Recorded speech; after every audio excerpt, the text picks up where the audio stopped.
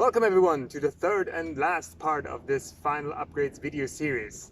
In this part I'm going to show you how to change the rear inner impact bumper, how to change the indicator stalk, and then also how to paint a Knight Industries logo on the air filter lid, and then go over to the T-tops and add sunshades, T-top sunshades, as well as changing out the T-top trip rails. Let's go! This is an 82 to 84 bumper cover, but underneath is still the 85 to 90 inner honeycomb bumper, which doesn't have the same shape, thus putting a tension in the center of the bumper cover. Time to swap it with the 82 to 84 one. I wanted to do this before, but it took me a while till I found an original one for an acceptable price on eBay.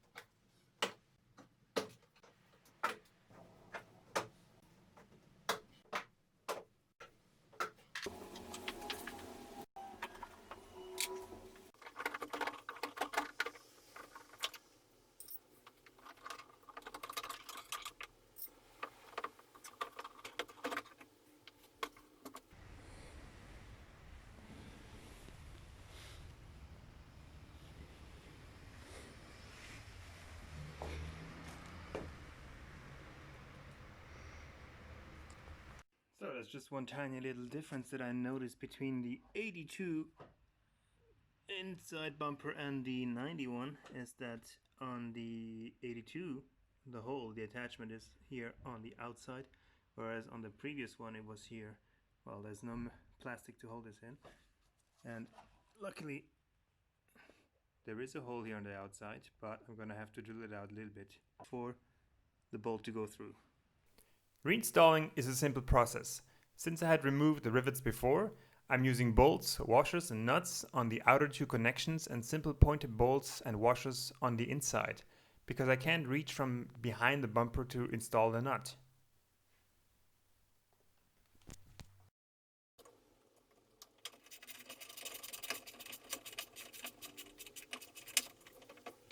The 82 bumper cover, inner bumper cover, or bumper, keep mixing up, is installed. Let's put on this bumper cover and see if it actually works. Alright, one helpful piece of advice is obviously I need to get the connector here for the license plate light through here first and then through that, and that's a bit of a weird design they've had.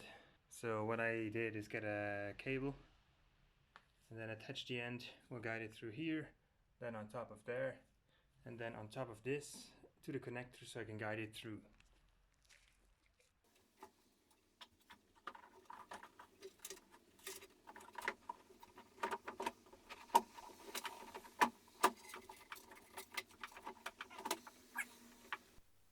I'm guiding the connector through the metal rail, then through the bumper cover and connect it to the receiving end. The rest is just the same procedure in reverse.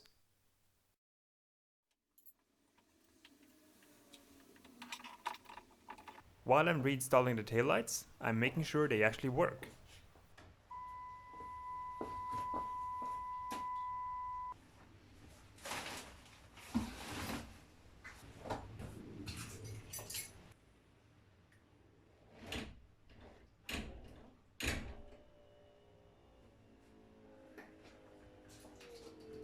Let's test the lights again.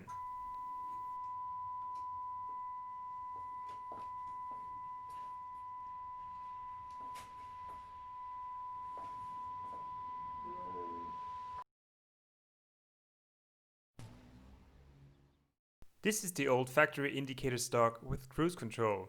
It still works, But years of use have taken a toll on the lettering and signs, and that's unacceptable. Now let's get on with the difficult task of changing it with a brand new unit. Pull off the cover.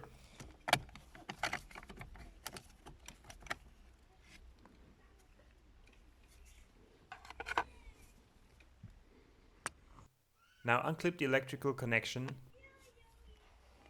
A small screwdriver can help.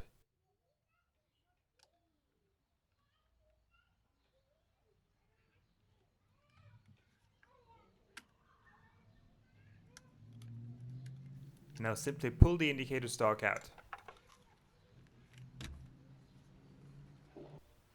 The new one goes in reverse order. Make sure to push it in all the way to route the cable properly.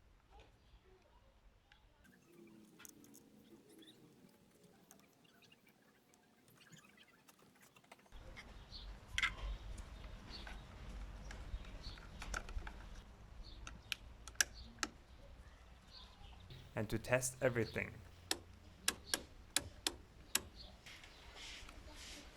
There should be a proper click and resistance for every step of the windshield wiper speed level.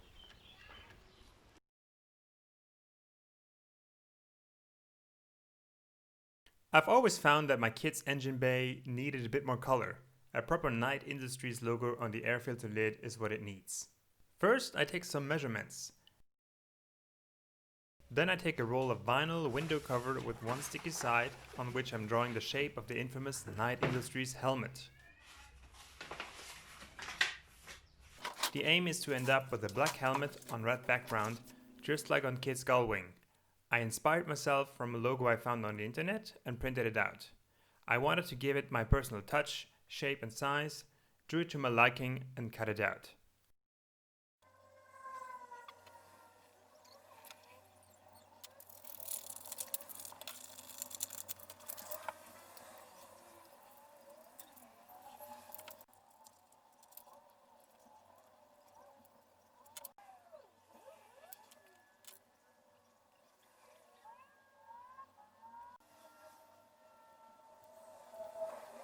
This is it.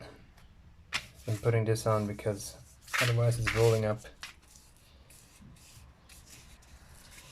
Now let's put it on the car to see how it looks like.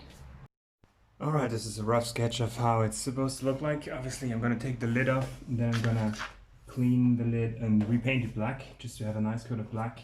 Wait until it's dry. Let's see if I need to put two or just one coat of black.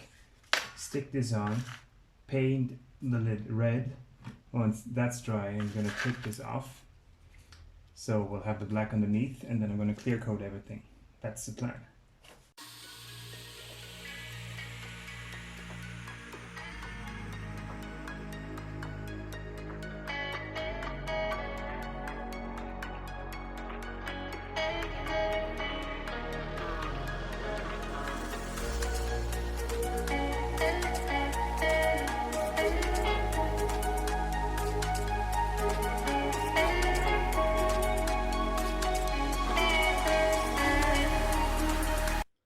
What I need to make this happen: first a couple of coats of black gloss paint, then I let it completely dry, put the cover on here with the Knight logo. This is adhesive on one side, paint it red a couple of times, remove the sticker, and then add a couple of clear coats. Of course I will have this kind of pistol clip-on thing for a nicer spray. Last but not least, my gas mask and some goggles.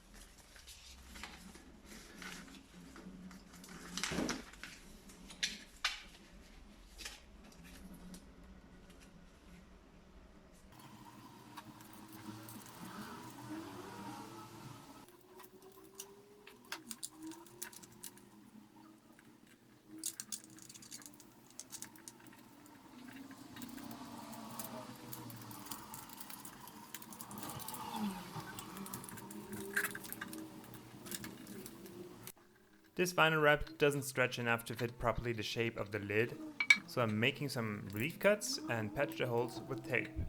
The lines need to be pretty well taped off in order for the paint not to go under the tape.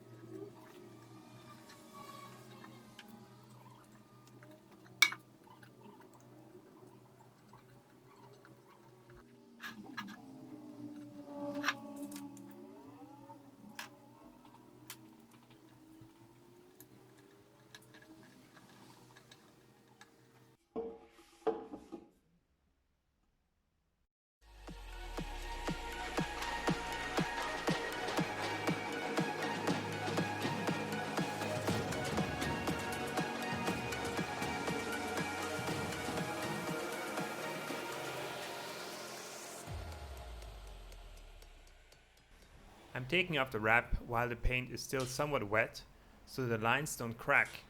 All the different bits of tape make the process a bit fussy, but in the end, it worked out pretty good.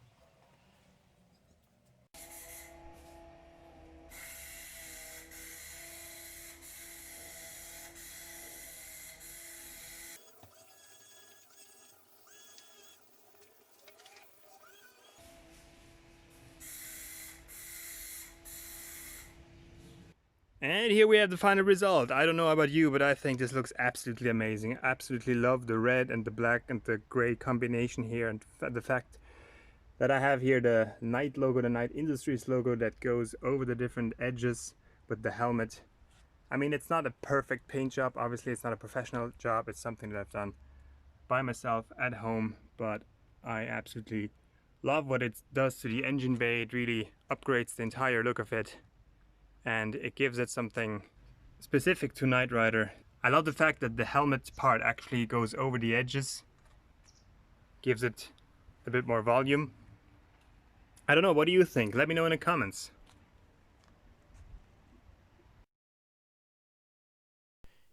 These are brand new TTop sunshades. Check out the description if you want to know where I bought them. They feel like they are made out of plastic or very sturdy cardboard. The top side has the vinyl cover, and the side facing down when installed is covered in velour. They have a very specific shape. Due to the shape of the roof contours, they are made to fit on their respective sides specifically. The left one has to be installed left and the right one obviously on the right side. Unless of course you want the velour part to face upwards. You can get them in a variety of colors. I chose black because when installed the headliner still shows the characteristic T-top shape, and I like the color contrast. The top parts of the two Velcro bits are supposed to be stuck on the T-top glass.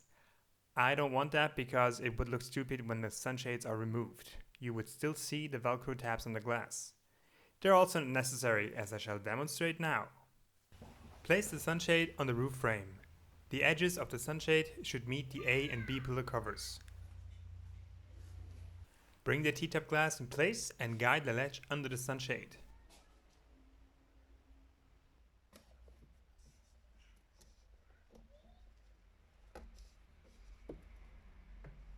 Now guide the T-top into its final position and make sure the sunshade stays in the right position as well.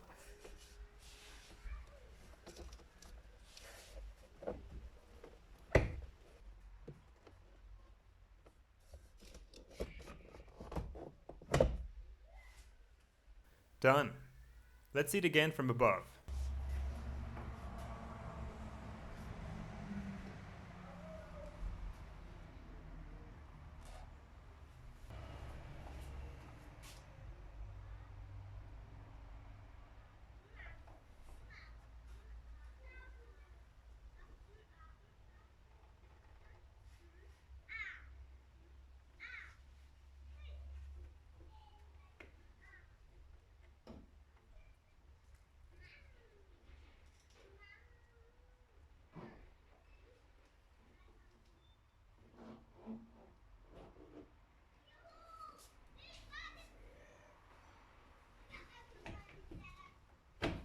See? That's how easy it is. You can do it too. And that's the final result. I love it. It's stylish and it really keeps the summer sun from beating down on your head.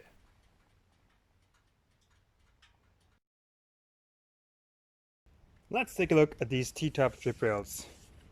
This is what I'm talking about. I've already changed the actual rubber molding here inside, which is brand new, but these drip rails, which happens very often on these third gens, kind of they break out here on the back where the glass kind of hits it in and out. So they're kind of broken here towards the B pillar on the driver's side, as well as here on the passenger side. You can see it's already cracking here, starting to crack here. So I brought brand new ones, aftermarket ones. So let's check them out and see if they're good quality and if it's worth changing these originals out with these new aftermarket ones. All right, this is the driver's side T-top. So I'm just going to take up this cover.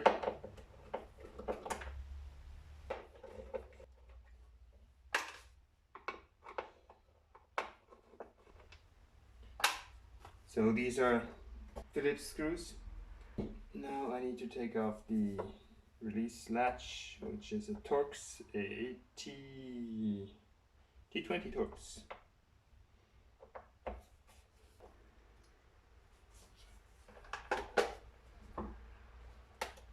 You can remove the plastic cover. Now I have access to either the rubber seal, and then beneath the rubber seal is this drip well. So I've already changed out the rubber seal with the new ones when I changed after I changed the weather strip also of the actual car. Interesting thing I'm discovering here is that this seal, actually the original one, is bolted onto the frame, whereas the new seal doesn't have these extractions here to be held on. So basically what I have to do is to pull and guide this through out here, and then just push the new one in. I need to take out the rubber, and then I need to take out this rail. To do that, I will actually take this plastic knife. I put some silicone grease in there before just to help guide things through. I can maybe just also slide it out. Silicone grease, rub it in, make it easier to slip over.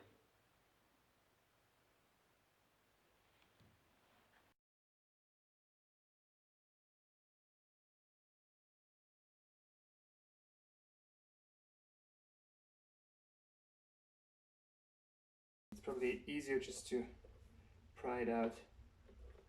Make sure don't damage it because they are new. They're 1 year old. So you don't want to rip them.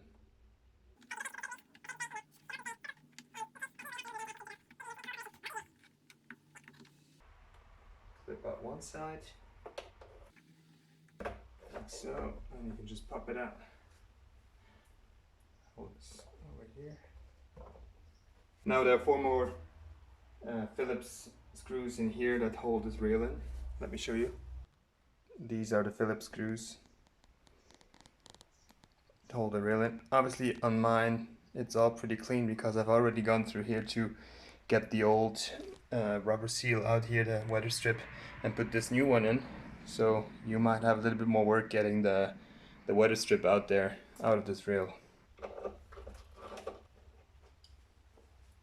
1,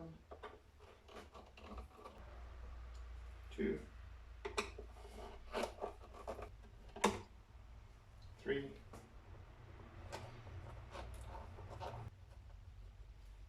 4. Let's see. 5.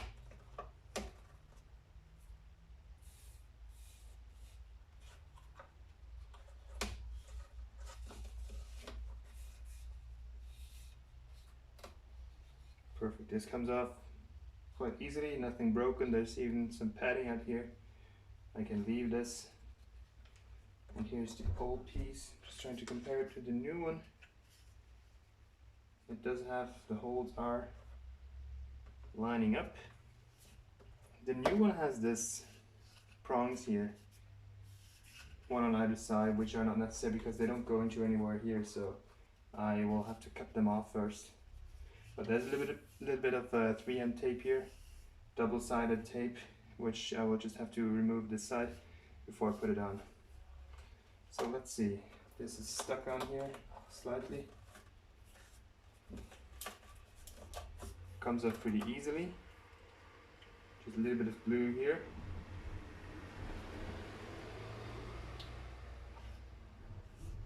So before I proceed, let's cut these off first. Alright, I've cut off these little tabs here. Now they fit, they seem to be lining up quite nicely with the rest, especially when they will be bolted on here and then taped on the other end. That should fit. Before I do that, I'll have to clean this part of it, the old kind of rubbery thing here, completely off, completely clean, so this would actually fit nicely and stick. Let's do it.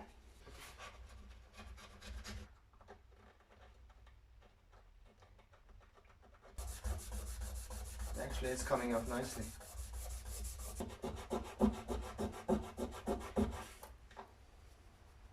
I think this should do it.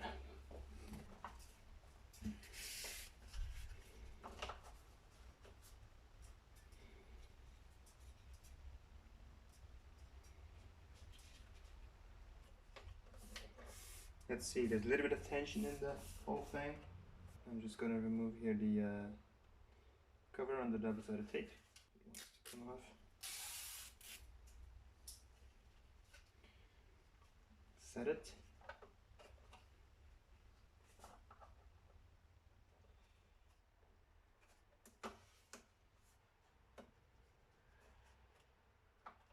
It's a bit tricky because it's in the corner, so you need to set it right from the get-go.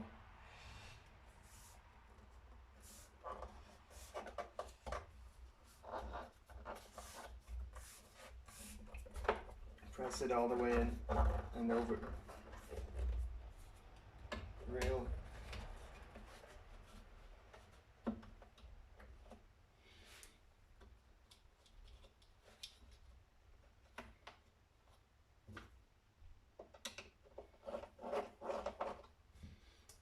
Patch them back on.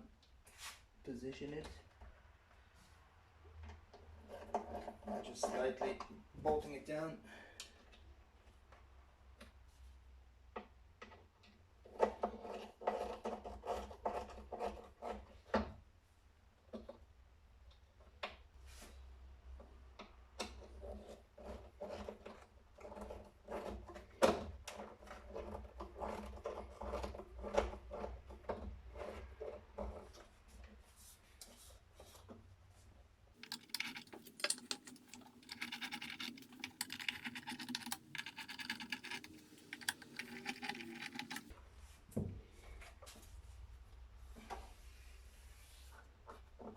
That's it. Now I can put the rubber back in.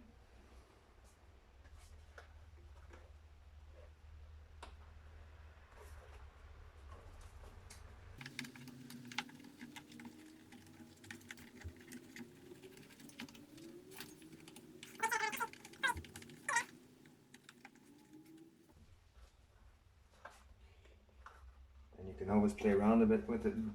I think now I'm going to just test whether this is the correct position. Once everything is set up, I can close everything, put the cover here back on, the handle on. Just test it first. This is open, this is closed, yeah.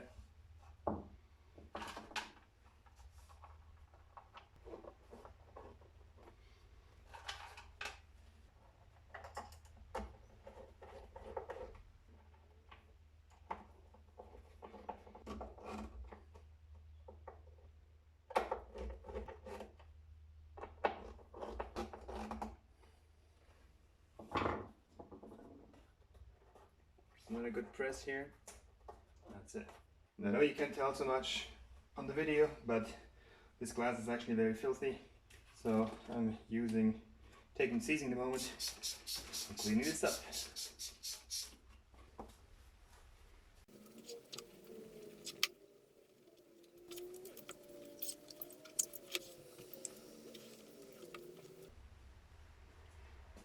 Now let's put it back on the car. And here they are on the car. I think it looks super neat. I'm very happy that the lip that actually broke off here, that this is all straight again. Since this is just plastic and not rubber anymore, you can see that the cutouts aren't exactly perfect. I did sand off the slightly rough edges off. I don't know if I should paint this. I don't think that makes sense here to paint this. Maybe I can treat it with something that will make this area a little bit more black. Blend in the little rough edges again, but I'm super happy that this is really sticking onto the edges here. That's done here on this side, and obviously here also on the passenger side. Now I just hope that this will last and not break off, but I think they are a little bit shorter than the original ones, so they wouldn't touch the glass as much. You can see it's just below the rubber weather strip. One last thing, I also changed out the Hoodscoop insert, which on this hood was originally just a closed piece of metal, because this was originally a Formula hood, which is no different to a 82 to 84 style Trans Am hood, only that it wasn't functional anymore, so it didn't have to be open with the grill. So I changed it out and just put a homemade kind of mesh grill in that I cut to size, and I cleaned it up, and then I clear coated it with a couple of coats of clear coat and then inserted it. I do love it much more like this because it actually adds something of a functionality to it, even though this is not a forced induction or forced air induction system like on the 82 style Trans Am, where it had actually a solenoid that would open up to bring more air into the air filter or through the air filter into the engine. This is basically just to let the engine breathe when, especially now in the summer, when you drive, or basically when you shut off the car, and the air can evacuate more easily through the hood out. And I have to say it looks a lot nicer than just with the blackout, because before with the blackout it looked a little bit fake, I have to admit. Now this concludes the repair series on my KITT Trans Am. Obviously I will continue to maintain this car as I go along and change parts here and there if I have to, but as far as what I wanted to show on YouTube, this car is complete. I'm so happy that I had the opportunity to restore this car from top to bottom and turn it into a degree of a KITT replica that suits me best. It's been an amazing experience and learning curve to go through this restoration and replica project, and to make new great connections, and many of you actually also through YouTube. I want to thank everyone for watching these episodes, the whole video series. If anything, I hope I've been able to contribute on restoring your own F-body 3rd gen, or even turn it into KITT. Please remember that I list all the parts I've used in the respective video, that I list them in the descriptions. Every now and again people ask me, okay, what part is that, or where can I find this? There's a lot of information in each description of each video, so just check it out. Pretty much everything I've done to this car since I got it is documented on my YouTube channel. So just go through the playlist, go through the videos, watch them, check out the descriptions for more information, and you should be able to do the same thing. If not, just leave a comment and I'll make sure that I can help you. With that said, after all this wrenching, it's about time I take you on a drive with me, so stay tuned for a video with some driving impressions. And after that, it'll be time to move on to the next chapter on my Motorscotty YouTube channel. So thank you very much for watching all these episodes. Thank you very much for engaging in the comment section. Thank you very much for your support. See ya.